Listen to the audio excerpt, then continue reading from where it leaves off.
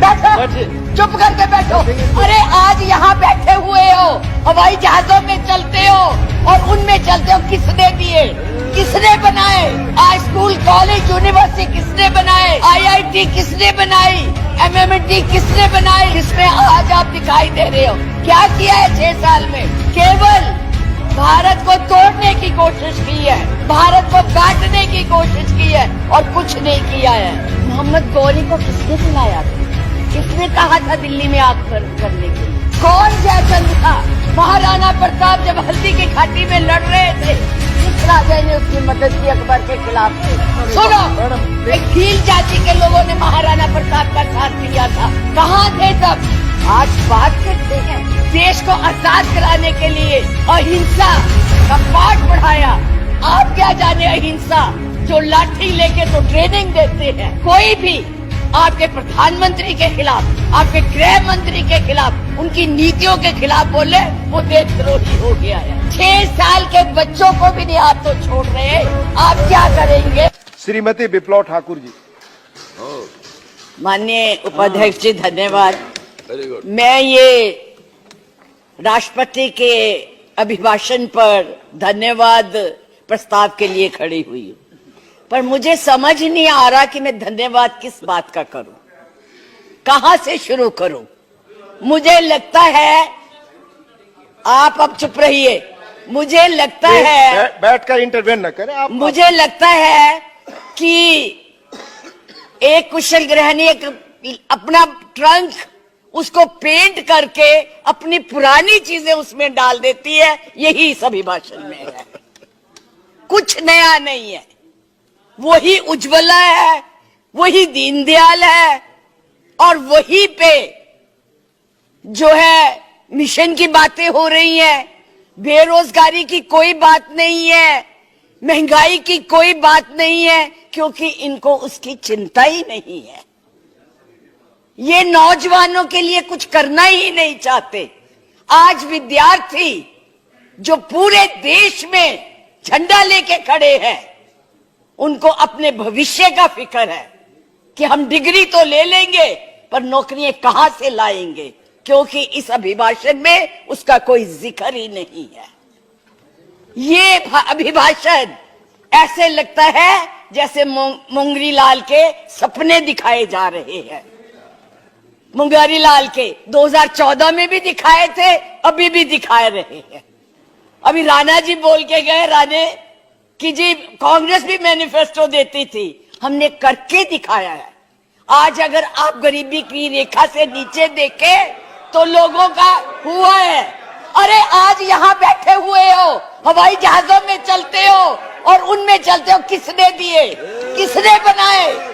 आज school, college, university किसने बनाए? IIT किसने बनाई?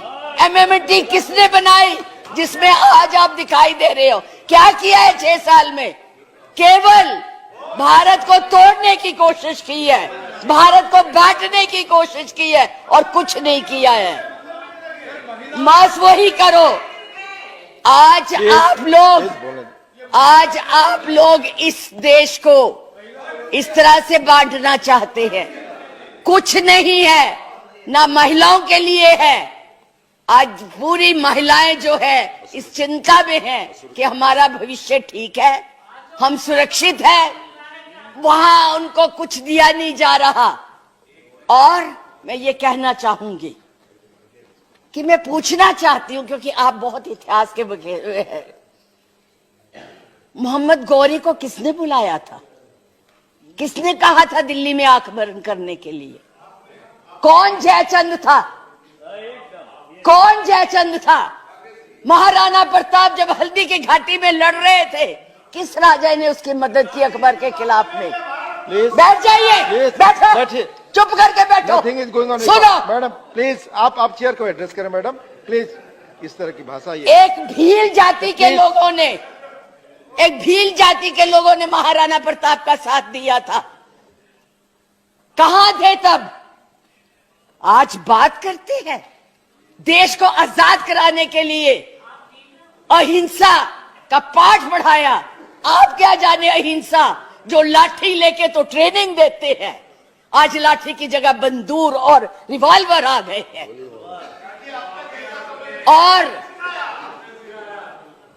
हमने सिखाया आपको हिंसा, आपने सिखाया है जनता को हिंसा, नफरत पर बोले, इधर बोले, और चेयर को एड्रेस करें प्लीज। आप चेयर को एड्रेस करें। और आज तो मैं उपाध्यक्ष जी देशद्रोही की भी परिभाषा पूछना चाहती। क्या है देशद्रोही की परिभाषा? किसको देशद्रोही कहते हैं? मुझे याद है जब कम्युनिस्ट पार्टी ने भारत की आजादी को नहीं माना था, 4 साल के लिए बैन कर दी थी, लेकिन उनको देशद्रोही नहीं कहा था नेहरू ने। सरकार ने देशद्रोही नहीं कहा था। पंडित नेहरू के खिलाफ लोकसभा में वाजपेयी जी बोलते थे, उनको देशद्रोही नहीं कहा था। आज कोई भी आपके प्रधानमंत्री के खिलाफ, आपके गृह मंत्री के खिलाफ, उनकी नीतियों के खिलाफ बोले, वो देशद्रोही हो गया है। उनको जेल में डाल दो, उनको पकड़ लो। 6 साल के बच्चों को भी नहीं आप तो छोड़ रहे। आप क्या करेंगे?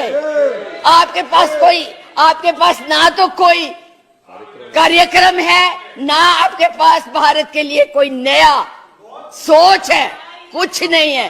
केवल एक सोच है कि कैसे इस देश को तोड़ा जाए। 70 साल में उपाध्यक्ष जी हमने पाकिस्तान का इतना नाम नहीं लिया था जितना ये 6 सालों में ले रहे हैं। हमारी महानायिका ने पाकिस्तान के 2 हिस्से कर दिए थे, बांट दिया था, और ये आज पाकिस्तान के नाम से डरा रहे हैं। और वैसे कहते हम बहुत मजबूत है, हर बात के लिए पाकिस्तान, हर बात के लिए पाकिस्तान। क्यों भाई? क्या है वो? आपका कुछ लगता है? हाँ, जरूर लाहौर में जरूर बिरयानी खाने गए थे, कांग्रेस नहीं खिलाती, बिना बुलाए गए थे।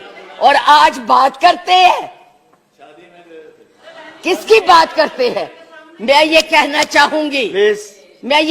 चाहूंगी कि इस भारत को मत तोड़िए। बड़ी मुश्किल से पटेल नेहरू ने इकट्ठा किया है, आप तोड़ रहे हैं। आप नहीं कहते हैं, आप तोड़ रहे हैं, इसका विभाजन कर रहे हैं, लोगों को बांट रहे हैं। मैडम आप चेयर को एड्रेस करें, आपस में चर्चा। मैं तो उनको एड्रेस ही नहीं करती जी, मैं उनको समझती कुछ नहीं हूँ। वो है ही कुछ नहीं, जिनको बोलने की समझ नहीं है, उनसे क्या बात करनी है। मैं तो ये कह रही हूँ कि इस देश को मत बांटिए, इस देश के टुकड़े मत कीजिए, नफरत मत फैलाइए। बहन जी चुप रहिए, अपनी बारी में बोल लेना जो बोलना होगा, अब चुप करके बैठी रहिए प्लीज। अब देश के टुकड़े मत कीजिए। आज जो हम इस स्थिति, आपका इसी सीए ने, आज जो आपका एक ही देश था, पाकिस्तान आपसे नाराज, चाइना आपको कुछ नहीं समझता, नेपाल भी आपसे खफा हो गया है, और एक बांग्लादेश था जिसको भी आपने इस सीएए से नाराज कर दिया है। आज वो भी सोच रहे, उसके 4 मंत्रियों ने अपना प्रोग्राम कैंसिल किया। एक उसमें कि इस देश में ऐसी बातें हो रही है, इतना ज्यादा। आप कहते हैं कि यूरोपियन यूनियन को हक नहीं है बोलने का, प्रस्ताव लाने का, तो उनके एमपी क्यों ले आए थे? उनको कश्मीर क्यों ले गए थे? आपने खुद उनको इनवाइट किया है, आपने खुद इसको इंटरनेशनल बनाया है, आपने खुद इनको, दूसरे लोगों को इसके ऊपर दखल देने के लिए बुलाया है, और उन्हें नहीं बुलाया। जब तक हमारी सरकारें थी, किसी की हिम्मत नहीं पड़ती थी हमारे देश की तरफ देख ले। आप लोगों ने किया है ये सब, अपनी करतूतों को छुपाने के लिए उन लोगों की मदद ले रहे हैं। आपके पास कोई प्रोग्राम नहीं है, आपके पास कोई कार्यक्रम नहीं है, केवल एक कर्म है कि गोली से उड़ा दो जी, मार दो जी, खिला दो जी, यही आपकी यही आप करने जा रहे हैं। इसलिए मैं आप लोगों से कहती हूं कि इस देश को मत बांटिए, इस देश की एकता को बनाए रखिए। इस देश में जो भी यहाँ है, आज वो सदियों से रह रहे हैं, अभी नहीं आए हैं। अब पाकिस्तान और बांग्लादेश, अरे भाई वो तो है ही इस्लामिक कंट्रीज, उनके बारे में क्या बोलना है? हम तो सेकुलर, हम तो धर्म को मानते हैं। किस धर्म की बात आप करते हैं? किस राम की बात करते हैं जिसने अपनी मर्यादा को रखने के लिए जनता की बातें सुनी थी? उस जनता की बात सुन के उसने सीता को वनवास भेज दिया, और आप लोग बात तक नहीं करना चाहते। किस राम राज्य की बात करते, किसको पूजते हैं आप? मंदिर बनाइए, जरूर बनाइए, लेकिन उनके आदर्शों को भी मानिए, उनकी बताई हुई बातों को भी मानिए। सिर्फ केवल कहने से बात Madam, नहीं please बनती है, conclude now. ऊंचे ऊंचे भाषण देने से नहीं बात बनती। इसलिए मैं यही कहूंगी कि इस देश को मत बांटिए, एक रहने दीजिए, ये नफरत मत फैलाइए। ये आपके लिए भी और हमारे लिए भी बहुत धन्यवाद। बहुत बहुत धन्यवाद। धन्यवाद। लाइव टीवी, सच सबसे आगे।